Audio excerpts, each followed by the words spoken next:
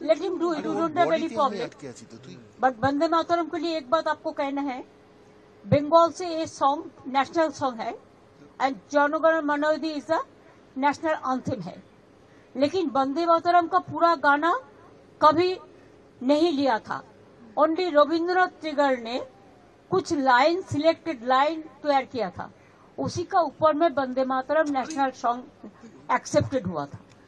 ये भी जानकारी के लिए मैं बताया, बिकॉज आपने पूछा। पहले तो राज्यसभा ने नोटिफिकेशन दिया था कि जय हिंद बोलना नहीं चाहिए, वंदे मातरम कहना नहीं चाहिए। कल मैं बीजेपी का बात भी सुना, कोई कोई बोला कि नेताजी को हम पसंद नहीं करते हैं। अरे तुम नेताजी को पसंद नहीं करते हैं, गांधी जी को नहीं करते हैं, राजा राम मोहन राय के नहीं करते हैं, तो किसको पसंद करते हैं?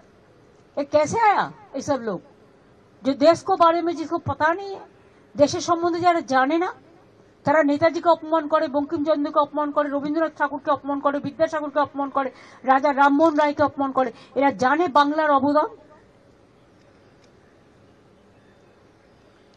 হয়েছে। এবার আমি যাই।